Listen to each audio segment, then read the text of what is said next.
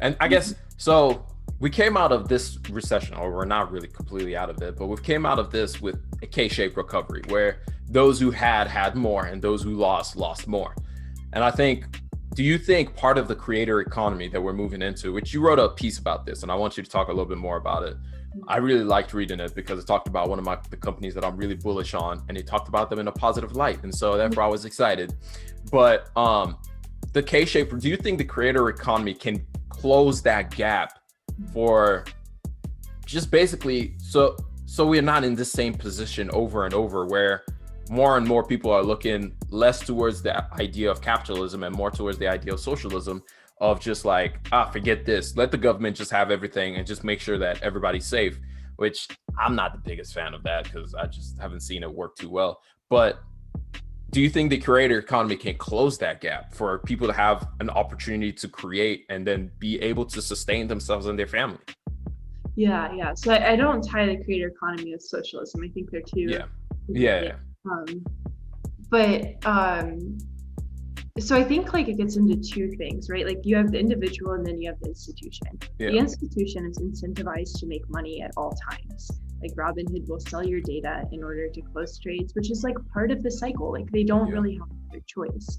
And so you kind of have these incentives that are skewed at the top, which can prevent that K-shaped gap from closing. And it makes the rich richer and makes the poor poorer. And that just like, because rich people want to get richer, like at the end of the day, that's their incentive. And with regards to Roblox, I think we mutually are incredibly bullish on them. But like you have friction from companies like Apple, where Apple's like, okay, I'm going to charge you 30% in App Store. What if Apple didn't do that? What if Roblox could invest that 30% back into building the metaverse, which would be, I think, a huge change in how we think about things.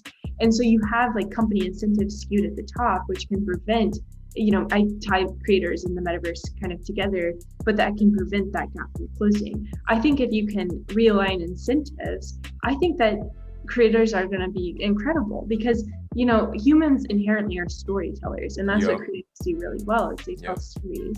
And there's no reason why, like the whole corporate structure, the 40 hours a week, 9 to 5, it makes no sense. Why do you do that? I think like, especially in this remote first world, I think there's huge room to innovate and to change that, but you just have to get incentives aligned at the top, which is not easy. I think one of the first podcasts that we ever did on this was the CEO council, or I forget what they call themselves.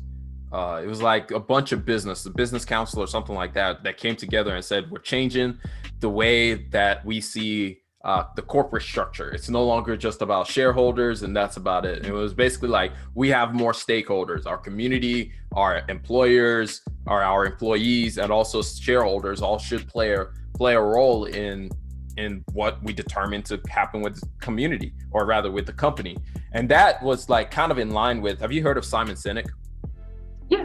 Yeah. So Simon Sinek, like that's his whole shtick, is like, companies, how can you ask anybody to be loyal to you when you haven't shown a vein of loyalty to anybody else?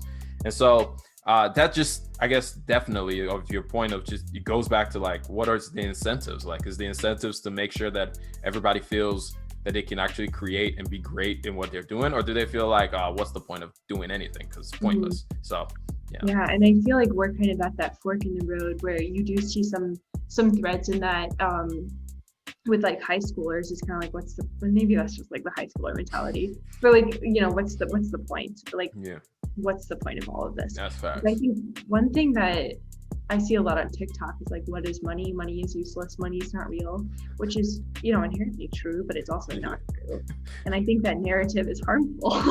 Very harmful, because I'm like, I hope you enjoyed that little snippet of the Rambling Mind podcast. If you want more of the Rambling Mind podcast, or if you want to listen to the whole episode that you just heard, go check it out on any podcast listening platform, whether that be Anchor, Spotify, Google Podcast, Apple Podcast, Breaker, Stitcher. I could go on, but you guys already know which podcast you love to use to listen to. So go check it out. Link down in the description as well. I'm going to catch y'all later. Peace.